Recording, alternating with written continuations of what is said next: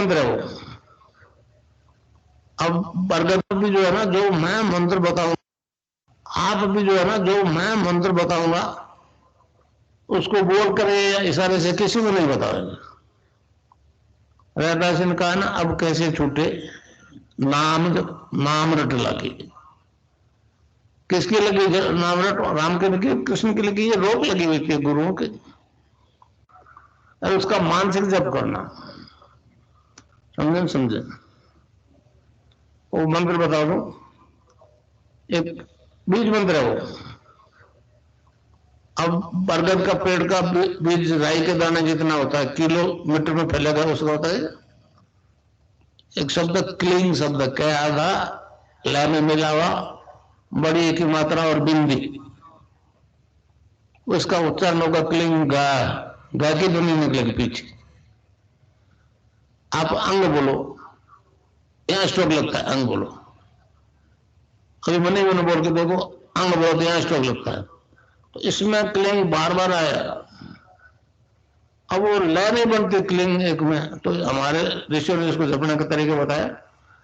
Cling Krishna cling, cling Krishna cling. क्री लगनी चाहिए, क्रय नहीं क्री।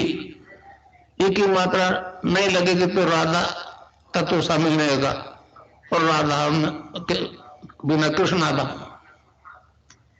तो ये इसमें राधा और कृष्ण का मंत्र है। राधा तत्व है सांसारिक सुख दे दी, कृष्ण मोक्ष देगा।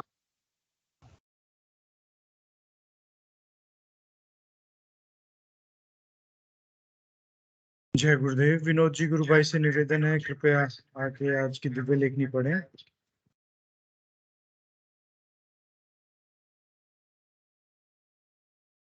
जय गुरुदेव जी, मैं स्क्रीन शेयर कर देता हूँ।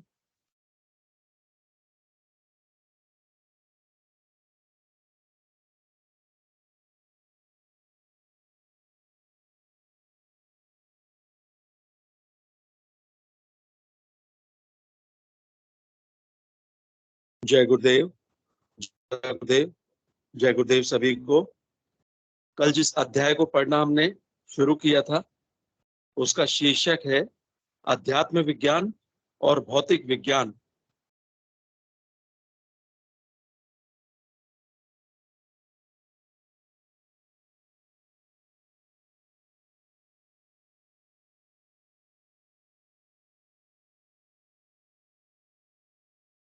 इस अध्याय का शेष भाग हम आज पढ़ेंगे। 4 लाइनें रिपीट कर रहा हूं। जय गुरुदेव। अध्यात्म ज्ञान को भौतिक धन से न कभी खरीदा जा सका और न ही कभी खरीदा जा सकेगा। उसके लिए तो आध्यात्मिक संत के सामने पूर्ण समर्पण करना पड़ेगा तथा तन मन धन से निष्कपट भाव से उसकी सेवा करनी पड़ेगी। उस परम आत्मा सदगुरुदेव के प्रसन्न होने पर ही यह ज्ञान मिलता है, अन्यथा नहीं। भगवान श्री कृष्ण ने गीता के 4 अध्याय के 34वें श्लोक में कहा, इसलिए तत्व को जानने वाले ज्ञानी पुरुषों से भली प्रकार दंडवत प्रणाम तथा सेवा और निष्कपट भाव से किए हुए प्रश्न द्वारा उस ज्ञान को जानकर वे मर्म को जानने वाले ज्ञानी जन तुझे उस ज्ञान का उपदेश करेंगे। अब आगे इस संबंध में कबीर जी ने कहा है, गुरु मिली ताके खुले कपाट, बहुरी न आवे योनि बाट। अर्थात मनुष्य योनि ईश्वर की सर्वोच्च अभिव्यक्ति है। मनुष्य योनि में ईश्वर के तद्रूप बना जा सकता है। कबीर ग्रंथावली पृष्ठ 283।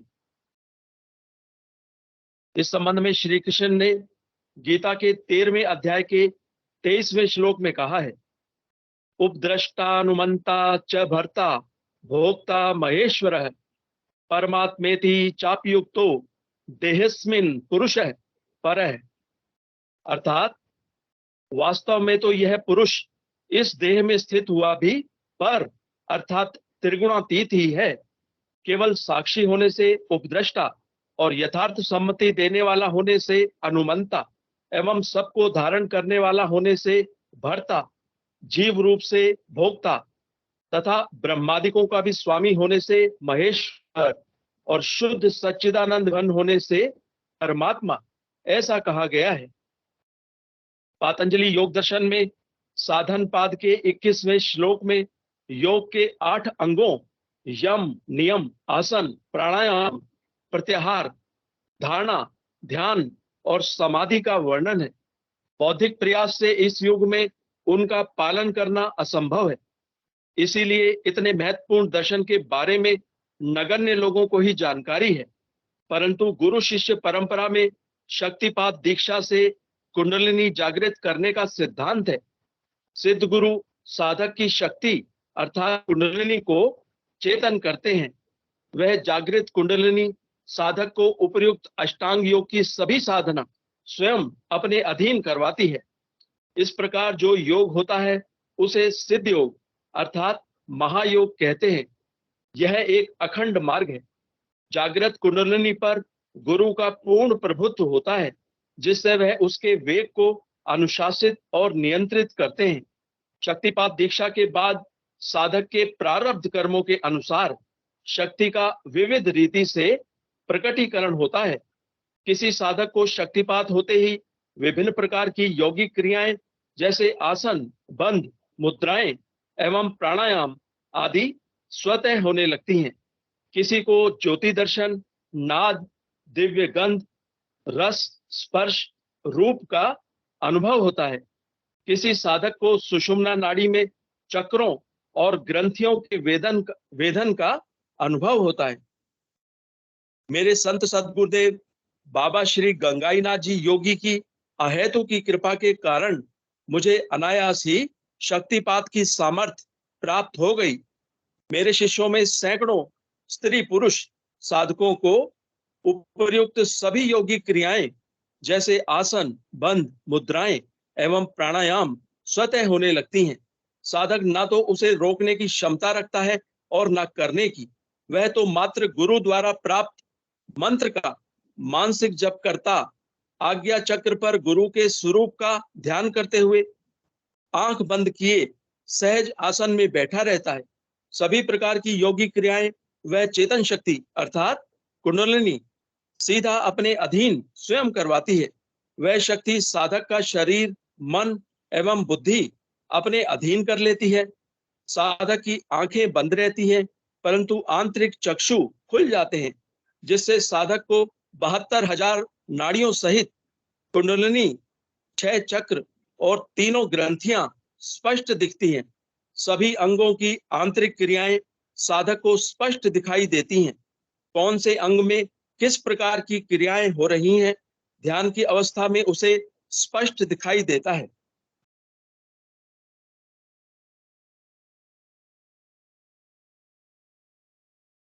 संपूर्ण ब्रह्मांड पिंड में है। योग दर्शन के इस सिद्धांत के अनुसार संपूर्ण ब्रह्मांड पिंड में है। योग दर्शन के इस सिद्धांत के अनुसार पूर्ण ज्ञान इस साधना से होता है। यह योग संसार की असंख्य समस्याओं का समाधान करने में भौतिक विज्ञान को सक्षम बनाएगा। भारतीय योग दर्शन मनुष्य को विकास के सर्वोच्च शिखर पर पहुंचाने के साथ साथ मोक्ष भी देता है। यह योग मनुष्य को सभी प्रकार के रोगों से पूर्ण रूप से मुक्त करता है। रोगों से मुक्त हुए बिना शांति नहीं और पूर्ण शांति के बिना मोक्ष असंभव है।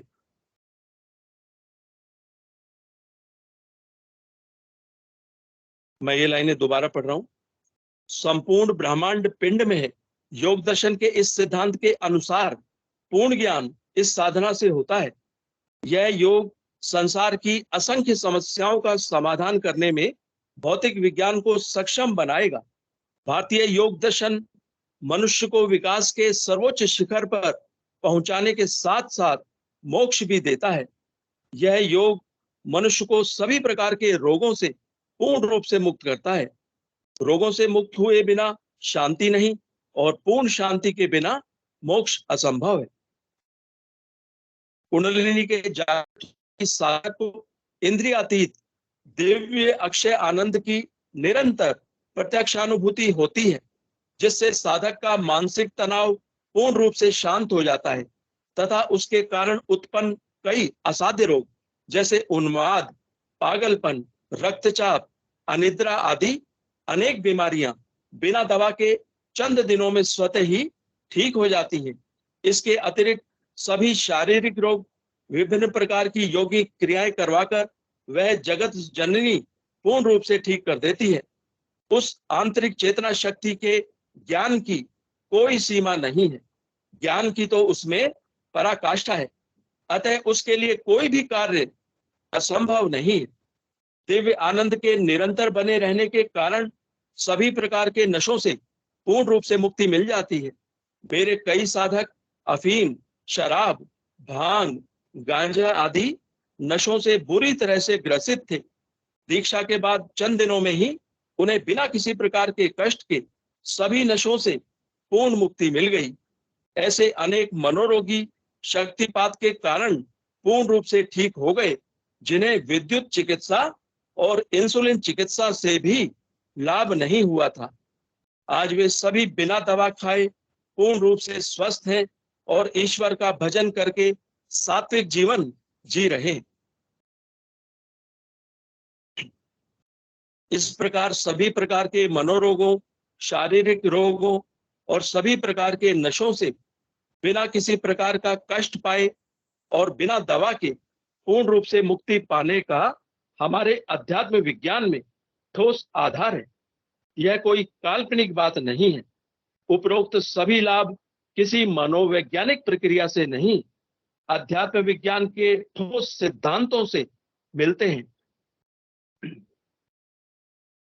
पातंजलि योग दर्शन के कैवल्यपाद के दूसरे श्लोक में ऋषि ने जाति अर्थात वृत्ति बदलने का विवरण देते हुए कहा है कि इसके बिना कार्य सिद्धि संभव नहीं है। किस प्रकार होता है? उस संबंध में ऋषि कहता है, जात्यंत परिणाम है प्रकृत्या पूरात। यह एक जाति से दूसरी जाति में बदल जाना रूप जात्यंतर परिणाम, एक जाति से दूसरी जाति में बदल जाना प्रकृति के पूर्ण होने से होता है। ऋषि के अनुसार मनुष्य मात्र 3 जाति के होते हैं, सतोगुणी, रजोगुणी और तमोगुणी। औषधि, मंत्र, दीक्षा आदि निमित्त कारण प्रकृतियों यानी वृत्तियों की पूर्णता कैसे कर देते हैं? क्या वे प्रकृतियों अर्थात वृत्तियों के प्रयोजक, चलाने वाले हैं? इस संबंध में ऋषि ने कहा है, निमित्त प्रयोजकम प्रकृति नाम वर्ण भेदस्तु ततः क्षेत्रिक कवत 4 विसर्ग 3। अर्थात निमित्त प्रकृतियों यानी वृत्तियों को चलाने वाले नहीं है, उससे तो केवल किसान की भांति रुकावट का छेदन किया जाता है। अतः संत सद्गुरु देव की शक्तिपात दीक्षा के कारण प्रथम तामसिक वृत्तियां दबकर कमजोर पड़ जाती हैं। बाकी दोनों वृत्तियां प्राकृतिक रूप से स्वतंत्र होने के कारण क्रमिक रूप से विकसित होती जाती हैं। चंद दिनों में प्रकृति उन्हें इतना शक्तिशाली बना देती है कि फिर वे तामसिक वृत्तियों की शरीर में प्रधानता कभी स्थापित नहीं होने देती हैं। इसी प्रकार फिर रजोगुणी वृत्ति दब जाती है। मनुष्य क्रमिक बदलाव की अर्थात जाति बदलने की प्रक्रिया से तमोगुणी से रजोगुणी और फिर रजोगुणी से सतोगुणी जाति में बदल जाता है। आज यहीं तक। इस अध्याय का शेष भाग हम कल पढ़ेंगे। जय गुरुदेव, जय दादा गुरुदेव, जय गुरुदेव सभी को।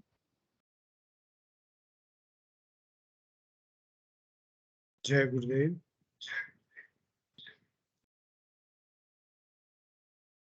अब मैं निवेदन करूंगा विपी जी भाई साहब को। जय गुरुदेव, जय दादा गुरुदेव।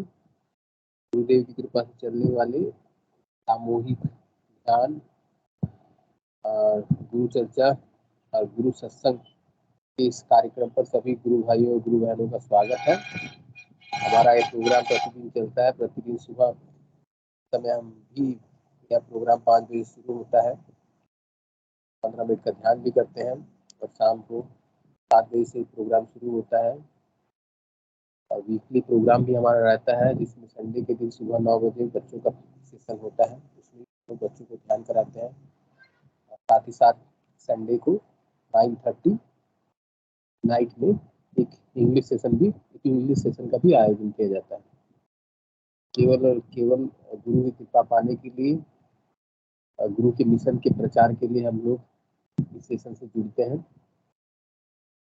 जय गुरुदेव, जय दादा गुरुदेव।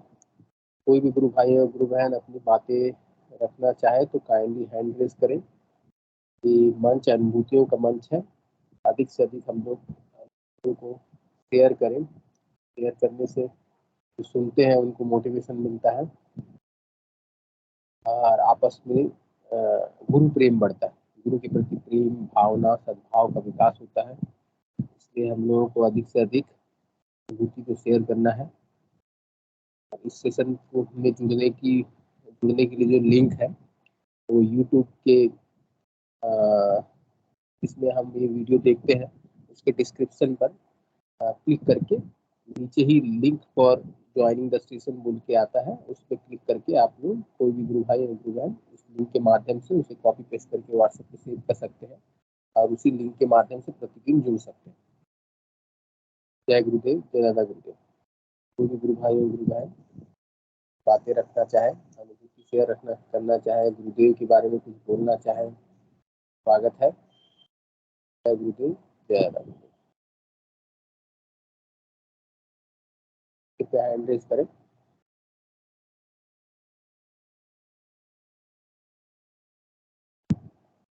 जय गुरुदेव। सुरेश शर्मा गुरु भाई जी जुड़े हुए हैं।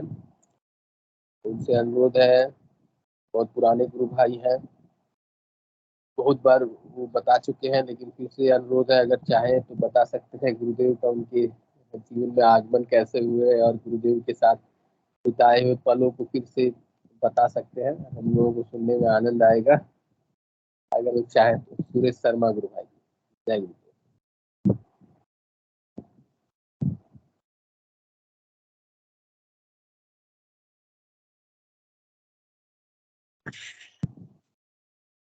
जय गुरुदेव सब गुरु भाई बहनों को।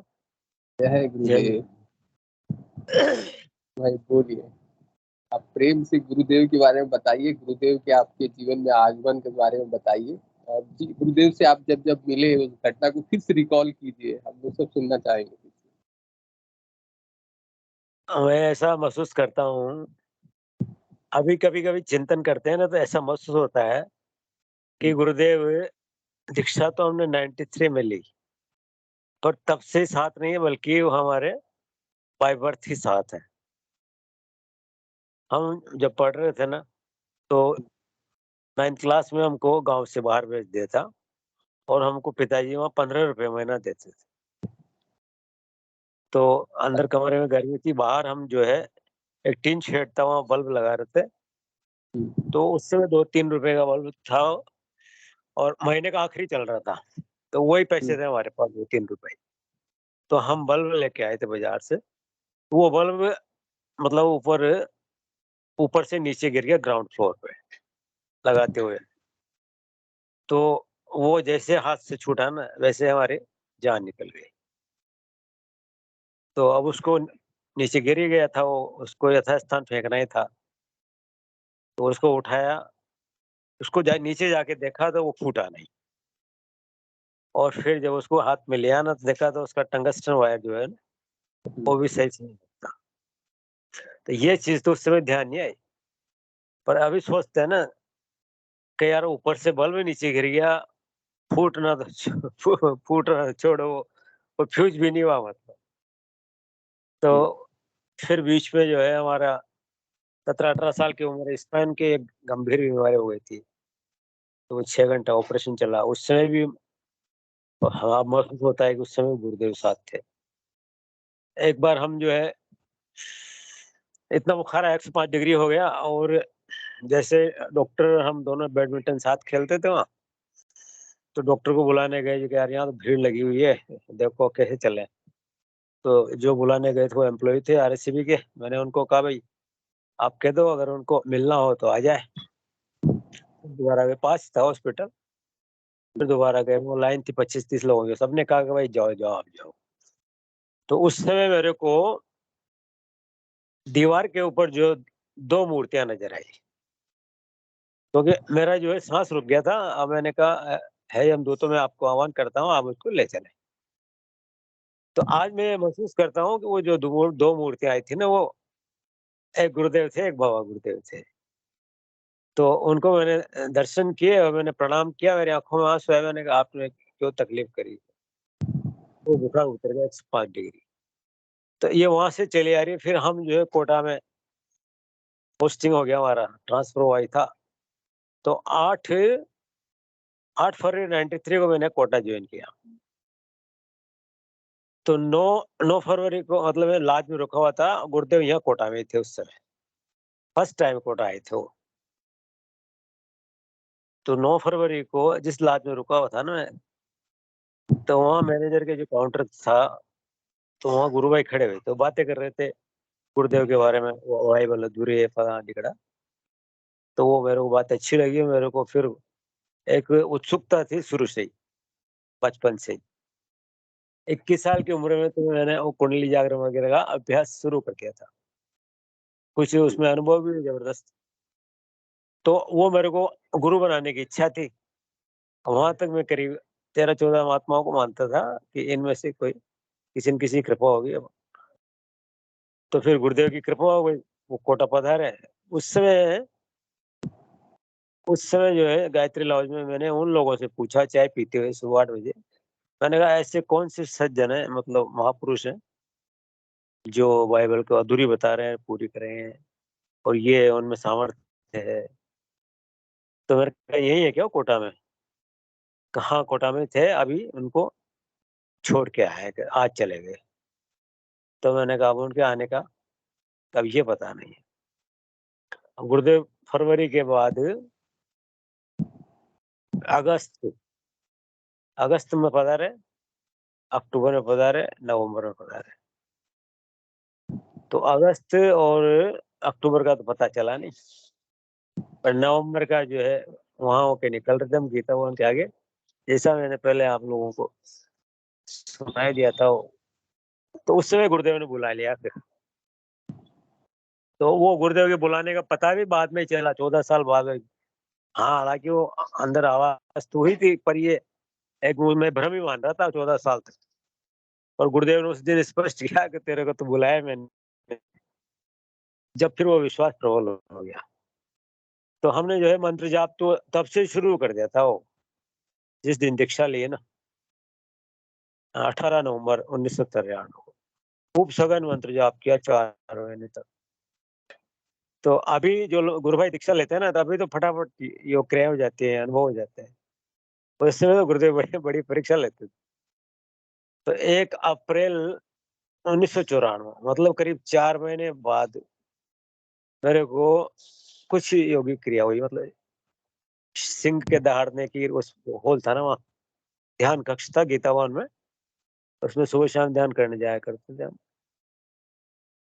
तो उसमें फिर 20-25 फीट लंबा चौड़ा हॉल था वो, उसमें पहली योग क्रिया हुई इधर से उधर लुढ़कने की। तो हमारे जो है वहां से अब तक, अब आप लोगों को तो इतने बढ़िया बढ़िया अनुभव हो रहे हैं, और हम तो जो है इतना धैर्य धारण किए हुए रहे। और आज भी जो है कि गुरुदेव ने कह रखा है, उनकी स्पीच है ना, वो स्पीच बड़ी जोरदार है कि ये तो आपकी आखिरी दीक्षा है। ये एक शब्द बोलते हैं, मतलब ये वाक्य बोलते हैं कि आपकी आखिरी दीक्षा है, जन्मना मरना होगा नहीं, एक बार मरोगे जरूर, दोबारा नहीं जन्मोगे। तो इसमें जो है वो चीज सब गौण हो जाती है कि हमको ये अनुभव हो रहे हैं, नहीं हो रहे हैं, क्या है क्या नहीं। तो मतलब मंत्र जाप करना है, आपकी ड्यूटी है मंत्र जाप करने की और ध्यान करने की, बाकी आपकी छुट्टी है।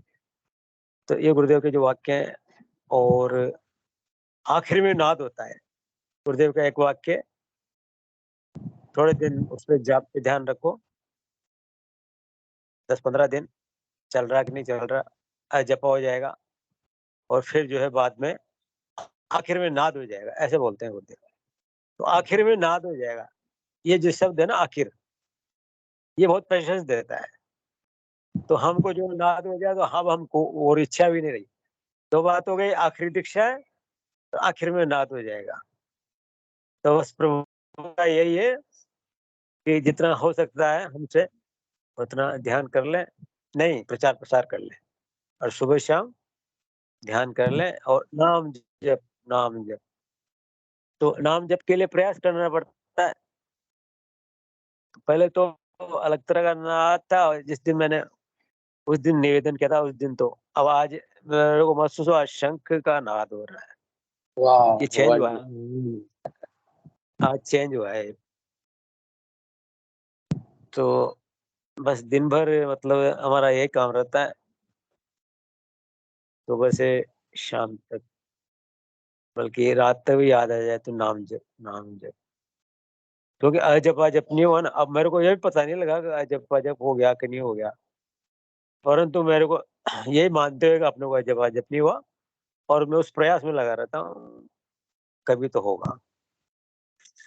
गुरुदेव जब हाँ, गुरुदेव मतलब खुद समर्थ थे पर ऐसा महसूस कराते थे कभी-कभी वो।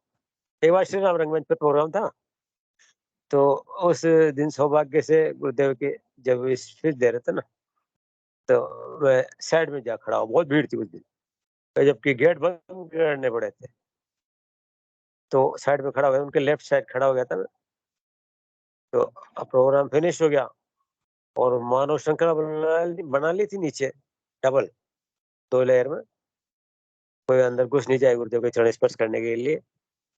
अब गुरुदेव वहाँ से उठे और जैसे सीढ़ियों की तरफ चलने लगे ना, तो गुरुदेव वापस मुड़े।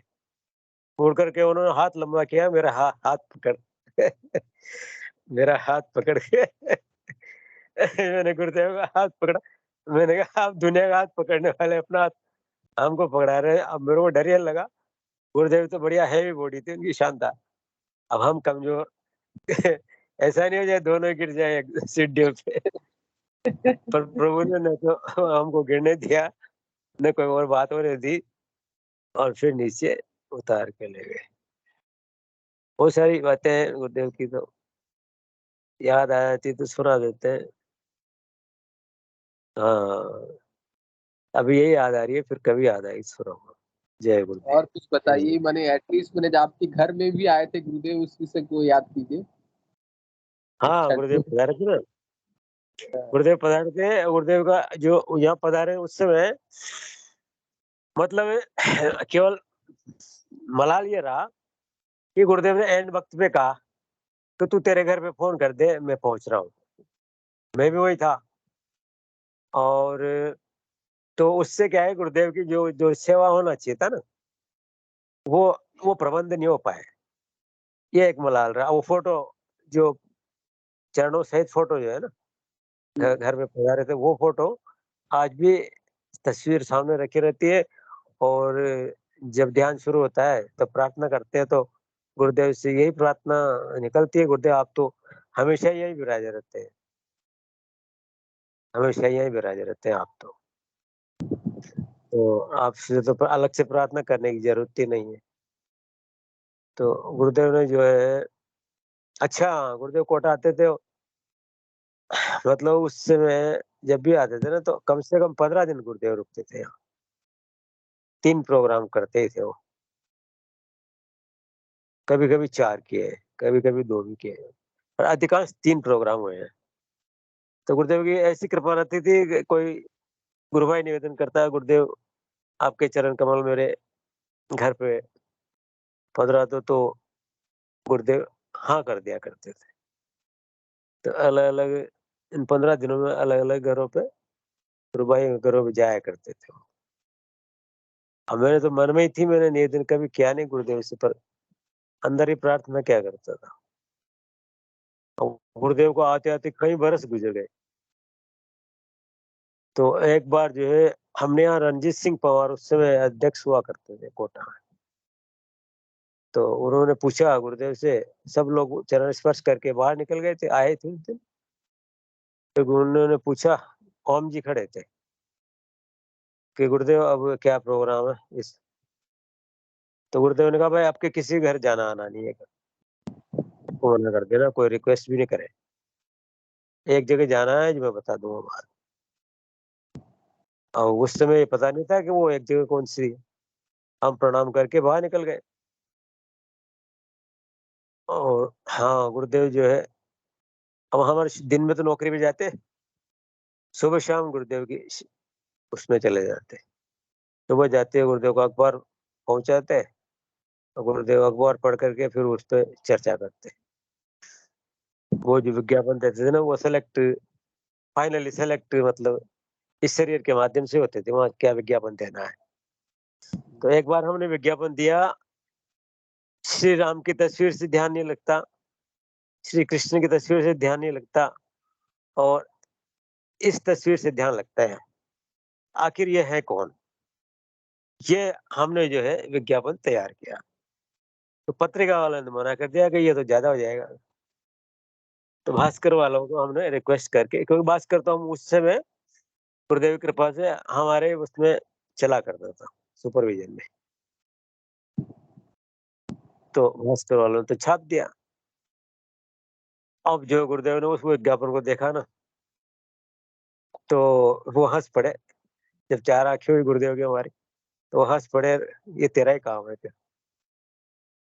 तो फिर हमने पूछ भी लिया गुरुदेव से। मैंने कहा गुरुदेव, जो वो त्रेता में जो अवतार हुए राम कहलाए, द्वापर में जो हुए वो कृष्ण कहलाए, तो ये जो कलयुग में अवतार हुए हैं वो क्या कहलाएंगे?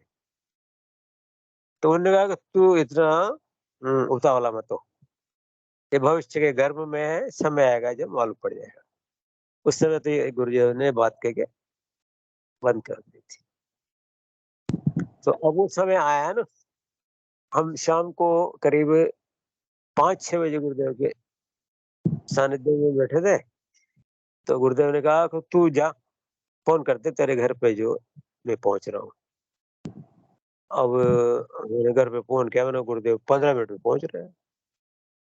15 मिनट ही बोला गुरुदेव ने, 15 मिनट में पहुंच रहा हूँ। 15 मिनट पे जो है मैं तो गुरुदेव के साथ साथ, अब वहाँ जो है सब पहुंच हो गए। 15 मिनट में कैसे क्या तैयारी होगी?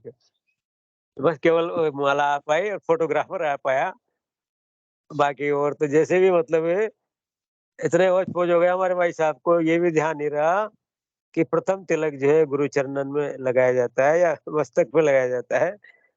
जो है उन्होंने गुरुदेव के मस्तक पे जो तिलक लगाया ना, फिर मैंने उनको इशारा किया जैसे गुरुदेव विराजे वहाँ। गुरुदेव ने मतलब कुछ भी, क्या उस समय कोई सेवा नहीं कर पाया कुल मिला के। तो वो मन में कष्ट रह गया। अब वो क्या है, गुरुदेव को तो वो करना था, कृतार्थ करना था, गुरुदेव को लेना देना था ही नहीं। फिर गुरुदेव के साथ ही हम वहां से आ गए। हाँ गुरुदेव ने एक बार ये कहा, गुरुदेव मैंने कहा मेरा भी कल्याण होगा कि नहीं होगा? तो तपाक से बोले वो हो जाएगा क्या? अब मुझे पता है ना हमारे कर्म कैसे हैं। तो मैंने कहा हम तो जो है दीक्षा के लायक ही नहीं थे। तो गुरुदेव ने सब पात्र अपात्र देखे बिना, गुरुदेव ने सबको जो है समान दृष्टि से प्रसाद दिया और अपने श्री चरणों से लगाया। गुरुदेव की कृपा जो है, अरे बीच बीच में ऐसा कालखंड भी आता है जब मंत्र जाप वगैरह में जो है ढिलाई आ जाती है। तो कई साल ऐसे निकल गए बीच के। पर एक बात जरूर है कि एक ऐसा भरोसा, मतलब तगड़ा भरोसा हो गया कि गुरुदेव के लिए तो क्षण मात्र का काम है, क्या करना है क्या नहीं करना है। तो जब चाहेंगे, जैसा हम चाहेंगे वैसा हो जाएगा, जैसा वो चाहेंगे वैसा हो जाएगा। तो कई गुरु भाइयों की इच्छा रहती है ना, हमारे तो आगे चक्र ही नहीं खुला, दिव्य दर्शन नहीं होते हैं। तो गुरुदेव तो सबका हित चाहते हैं। तो गुरु शिष्य के लिए जो हितकारी है, वही चीज गुरुदेव करा समय समय पर कराते हैं। तो यही एक बात ध्यान में रहती है। और ज्यादा जिद नहीं करते हम। जिद इसलिए नहीं करते कि एक गुरु भाई ने जिद करी कि मेरा आज्ञा चक्र खोल दो, तो उसको पूर्व जन्म के ऐसे दृश्य दिखा दे जो डिप्रेशन में आ गए हो, तो इसलिए उस दिन से नहीं तो अब जय गुरुदेव, जय गुरुदेव। यस, इसीलिए मैं भी बार बार बोलता हूँ गुरुदेव को भीतर की यात्रा के लिए कुछ भी अपनी तरफ से जिद नहीं करना है। एकदम गुरुदेव अंदर का पूरा सिस्टम, अंदर का पूरा बिजनेस आपके हाथ में है गुरुदेव, आप जो चाहे वो करिए।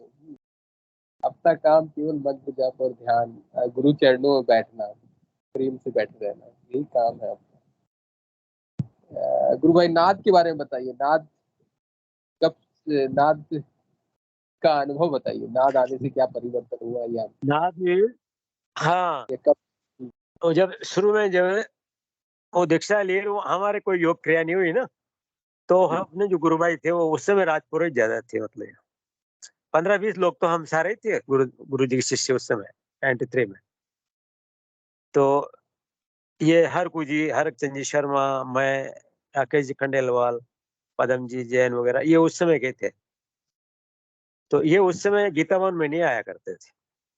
गीता भवन में इधर जो राजपुरोहित परिवार है ना, तो 5-6 गुरु भाई तो उनमें से आया करते थे, और 5-6 दूसरे, 5-6 हम लोग, इस तरह से 10-15 लोग ही वहाँ ध्यान करने आते थे। तो उनकी योग क्रिया होती थी, मैं उनको कहा करता था, मैंने कहा यार मेरे को 4 महीने हो गए लगातार जाप करते, आप लोग स्पॉन्सर्ड हो क्या हो? तो कहे नहीं, आप ऐसे करो, आज आगे बैठो, आप अगरबत्ती लगाओ। तो मेरे से उन्होंने अगरबत्ती लगाई, और मेरे को एक हंसी, थोड़ी सी हंसी आई उनकी प्रार्थना से। वो तो जिस समय पे होना था, ये भी होना था। तो वो जाप करते करते कई साल निकले, 2005 में, 93 से 2005 में मेरे को पहली बार जब नाद शुरू हुआ कान में, दाएं कान में, तो मैं समझा, परेशान हो गया मैं, तो इसमें कोई रोग हो गया। तो हमारे मित्र डॉक्टर थे, डॉक्टर दिलीप विजयवर्गीय, उनको जो है हमने क्यों कान दिखाया, मैंने डॉक्टर साहब देखा, उन्होंने दवाई डाल दी। तो इस समय थोड़ा मतलब ये हो गया, हाँ ठीक है, हो जाएगा ठीक, परंतु वो मिटा नहीं वो। तो मैं परेशान हो गया, गुरुदेव को प्रार्थना करी मैंने, गुरुदेव ये तो बीमारी हो गई मेरे। वहां तो कोई हमको ऐसे अनुभव मिले नहीं कि भाई ये नाद होता है। तो गुरुदेव से प्रार्थना करी तो वो बंद हो गया, फिर बीच बीच में कभी फिर हो जाए वो, पर वो बंद चलता रहा, फिर होता रहा, चलता रहा। इसके बीच मतलब मेरे को नवंबर 2022 में, वहां तक तो पता लग गया था फिर कि ये नाद होता है। तब समझ में आया मेरे को, अपने को जो कान में हो रहा था वो नाद ही था। नवंबर 2022 में ऊपर बैठे हुए थे, हम धूप खा रहे थे, तो उस समय ना वो जबरदस्त पूरे शस्त्रार में जो नाद शुरू हुआ, ओम की ध्वनि, सीधी ओम की ध्वनि शुरू हुई, मतलब वैसे लगातार चल रही है। ओंकार होता है, मतलब म नहीं होता उसमें, वो मतलब वो तो एक शब्द का मतलब पूर्ण विराम आए जब म हो, वहां तो पूर्णता है ही नहीं, वो तो कंटिन्यूशन है। ऐसे चलता है, ओंकार है वो। तो वो उसका जो है मेरे को बहुत बढ़िया लगा, और मैं उसको शाम को सुबह सुनता रहता था। तो वो जो है, हाँ, काफी टाइम तक चलता रहा। तो गुरुदेव ने कहा उसको सुनो, तो मैं उसको सुनता कम था, क्योंकि मैंने अभी एक दिन उसको सुनने की कोशिश करी ना, तो मेरे गुरुदेव ने यहाँ खोपड़ी में एक रिंग डाल दी। रिंग डाल करके जो रिंग से ऊपर ऊपर का हिस्सा, मतलब ललाट तक रिंग डाली, और इस रिंग से ऊपर ऊपर का हिस्सा वो गर्म करने लग गए। तो अभी गर्मी का तो टाइम था, मैं ध्यान करने में लेट हो गया था, 11:30-12 बजे। तो वो जो उसका हीटिंग जैसे बढ़ने लगी ना, तो मैं डर गया। मैंने कहा अभी तो गर्मी है, पागल हो जाएंगे अपन। गुरुदेव से प्रार्थना करी, मैंने गुरुदेव अभी नहीं, थोड़ा मौसम ठंडा होने दो। ऐसे करके मैंने उस दिन जो है टाल दिया, पर वो दोबारा मैंने ट्राई करी ना, प्रार्थना करी थी, फिर नहीं हुआ वो। जय गुरुदेव, आवाज आ रही है भाई साहब? जी जी गुरु भाई, आवाज आ रही है, बड़ा आनंद मिल रहा है। हाँ, तो फिर उसके बाद जो है ना, ये ओम वाला नाद था ना, ओंकार वाला, ये अभी बंद हुआ कुछ दिन के लिए, 2-3-4 दिन के लिए बंद हो गया था। तो मैंने कहा वो नाद ही बंद हो गया, प्रभु इच्छा ध्यान व्यान लगना भी मतलब कम हो गया। अब आज जो है, वैसे ही मतलब दिन में मैं गुरुदेव की वो देख रहा था, स्पीच वगैरह सुन रहा था और नाम जप पे एकाग्रता बनी हुई थी। तो जैसे मैंने वो स्पीच बंद करी और कूलर मतलब हाँ, वो आवाज़ मेरे को शंख वाली आवाज़, तो मैंने कूलर बंद करके देखा, मैंने कहा ये कूलर की आवाज़ है, पंखे की आवाज़ है या वास्तव में नहा धो रहा है। तो इन सबको बंद किया ना, तब मेरे को पता लगा ये तो शंख की ध्वनि आ रही है। तो आज शंख वाला नाद शुरू हुआ। तो कुल मिलाकर के 2005 में नाद शुरू हो गया था वो। अब तब से अब तक की जो है ना, हम तो ये मानते हैं कि हमारे प्रारब्ध इतने भरे हुए हैं, तो उसमें नाम जप की ज़रूरत है और टाइम लगेगा। जो कई लोगों आप लोगों को जैसे अनुभूतियाँ होती है ना, उन अनुभूतियों को होने के लिए थोड़ा समय की ज़रूरत है, नाम जप की ज़रूरत है। और फिर सब कुछ गुरुदेव पे डिपेंड करता है, जो कर रहे हैं वो अच्छा कर रहे हैं। यही कहना है, यही नहीं। जय गुरुदेव, जय गुरुदेव। जय गुरुदेव, जय गुरुदेव। बहुत सुंदर गुरुदेव की बातें सुनकर बड़ा आनंद आया। पंकज जी गुरु भाई ने हैंड रेस किया है। गुरु भाई स्वागत है। जय गुरुदेव। जय गुरुदेव भाई साहब। जय गुरुदेव। मैं तो बस भाई साहब की बातें सुन के बड़ा आनंद आ रहा था, और मैं यही कहना चाहूंगा कि भाई साहब का हमेशा से ही मुझे बड़ा सानिध्य मिला है, व्यक्तिगत रूप से भी। मैं जब छोटा था तब भी, और अभी हम कार्यक्रम में साथ रहे थे। प्रचार में गुरु भाई बहुत आगे रहते हैं, किसी भी तरह गुरु कार्य हो तो हमेशा स्वतः ही आगे होके आते हैं, आगे होके खुद बढ़ते हैं। इससे हमारी गुरुदेव के प्रति लगाव और जुड़ाव पता भी लगता है। चलिए, जय गुरुदेव भाई साहब, इतना ही कहना। जय गुरुदेव, जय गुरुदेव। बहुत सुंदर। चलिए, और कोई गुरु भाई और गुरु बहन कुछ पूछना चाहे तो स्वागत है। कृपया हैंड रेज करें। सुरेश शर्मा गुरु भाई से अगर कुछ पूछना चाहें तो भी स्वागत है, हैंड रेज करें। या अपनी अनुभूति कुछ साझा करना चाहे तो स्वागत है। जय गुरुदेव। मंत्र जाप की चाबी है, अधिक से अधिक हम लोगों को मंत्र जाप करना है और गुरु के प्रति कृतज्ञता का भाव, समर्पण और प्रेम चाहिए। की यात्रा गुरुदेव अपने आप ही कराते हैं। जय गुरुदेव, जय दादा गुरुदेव। और कोई गुरु भाई और गुरु बहन बातें रखना चाहे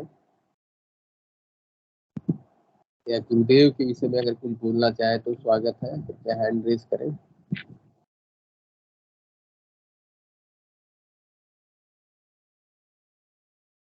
नहीं तो सेशन का समय भी हो चला है। हिंगू जी गुरु भाई से अनुरोध करेंगे अगर कोई गुरु भाई और गुरु बहन ना बोलना चाहे। जय गुरुदेव, जय दादा गुरुदेव। सेशन से जुड़े हुए गुरु भाई और गुरु बहनों से हम लोग बार बार अनुरोध करते हैं कि साथ साथ जैसे सेशन का आनंद लेते हैं, साथ साथ मंत्र जाप भी जारी रखें। मंत्र जाप ही चाबी है। मंत्र जाप ही वो शब्द है जिसके माध्यम से हम उस परमात्मा तक पहुंच पाएंगे। जय गुरुदेव। पंकज जी गुरु भाई स्वागत है। जय गुरुदेव भाई साहब। जय गुरुदेव भाई साहब। जय गुरुदेव भाई साहब। आज बड़ी पुरानी बातें गुरु भाई ने बताई तो मुझे भी याद आया। मैंने गुरुदेव को एक छोटा सा ऑब्जर्वेशन बताता हूँ मैं आपको, कि गुरुदेव का से जो भी बातें होती थी किसी व्यक्ति विशेष की, और किसी भी गुरुदेव हमेशा एक मतलब साधकों से बाहर आके अक्सर बातें करते रहते थे इधर उधर की। कई बार तो पॉलिटिक्स की चलती थी, कई बार अखबार में कोई खबर आई है, क्या चल रहा है, लेटेस्ट करंट अफेयर्स की, इस तरह की बातें रहती थी, या उसके स्वयं की बातें। गुरुदेव को कभी उन बातों में इन्वॉल्व होते मैंने नहीं देखा। मतलब कि मुझे अभी लगता है कि गुरुदेव हमेशा वो बातें बाहर से ही चलती रहती थी, उनके अंदर से किसी और चीज में बहुत ज्यादा बिजी लगते थे मुझे, कि जैसे ब्रह्मांड चला रहे हैं, वो कहाँ कहाँ पे क्या चल रहा है, और एक छोटा सा भाग वो उसको दूसरों की बातों में इन्वॉल्व होने को, जैसे कहने का मतलब कि जैसे हम किसी बात में इन्वॉल्व होते हैं तो उसमें पूरे इन्वॉल्व हो जाते हैं ना, जैसे कोई हंसी मजाक की बात होती है तब भी हम बहुत खुल के हंसते हैं या खुल के उसके साथ बहने लग जाते हैं बात में। लेकिन गुरुदेव के साथ ऐसा कभी नहीं, मतलब मैंने नहीं देखा कभी। बहुत ही एक मर्यादित बात करते थे, और उसमें भी उनका स्वयं का इन्वॉल्वमेंट बहुत कम रहता था। जैसा गुरु भाई ने बताया कि वो मन की बातों को ज्यादा सुनते थे, और बिना इनके कहे ही गुरुदेव ने खुद आगे होके बोला कि चलो भाई आज तुम्हारे घर चलना है। मुझे भी सानिध्य मिला है, और ये बात सत्य है। मेरे रहते भी एक मुझे बाकी और लोगों का तो याद नहीं है, कि हमारे नरेंद्र गोयल गुरु भाई हैं, उनके यहाँ गए थे, और तब मैं भी वहाँ गया था। तो बड़ा आनंद आता था, स्पेशल गुरुदेव आते थे किसी के घर पे तो पूजा अर्चना, और बहुत अच्छा लगता था। तो जैसा गुरु भाई ने बताया कि बड़ा सरल व्यक्तित्व और सरल स्वभाव गुरुदेव ने हमेशा अपने भक्तों के लिए बहुत सरलता से रहे हैं। बस यही बात मुझे रखनी थी। जय गुरुदेव। जय गुरुदेव, बहुत सुंदर। साधना मिश्रा गुरु बहन ने भी हैंड रेस किया है। गुरु बहन स्वागत है। हाँ जी, जय गुरुदेव भैया।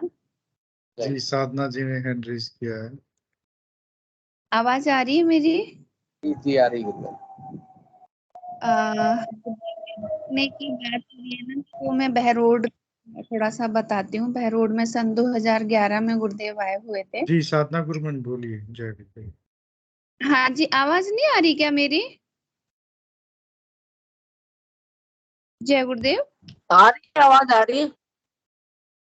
अब आ हाँ रही है। तो अच्छा है जी। मैं ये बता रही थी, सन 2011 में गुरुदेव बहरोड में पधारे थे।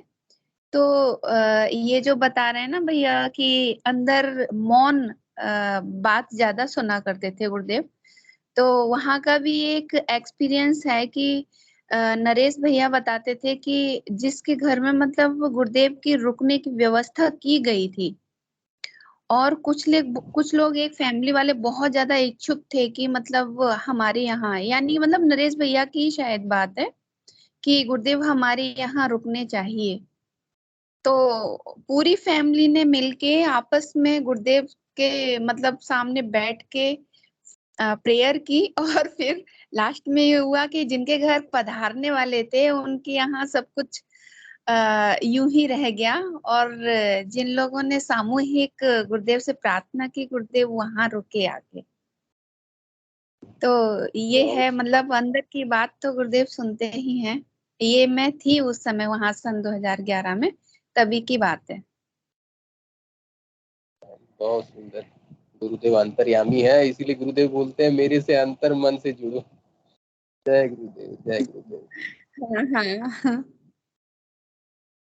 चलिए जय गुरुदेव। जय गुरुदेव, जय गुरुदेव।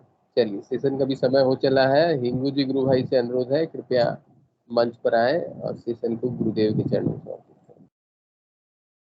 जय गुरुदेव। जय गुरुदेव सभी को। गुरुदेव की दिव्य चेतना सभी में सिद्ध हो, जगत व्यापी हो और जगत के कल्याण के लिए हो। जय गुरुदेव सभी को, बहुत बहुत जय गुरुदेव। बोलो कल के अवतार की जय हो। जय जय हो। हो। जय गुरुदेव सभी को, जय गुरुदेव। जय जय गुरुदेव। जय दादा गुरुदेव। जय गुरुदेव।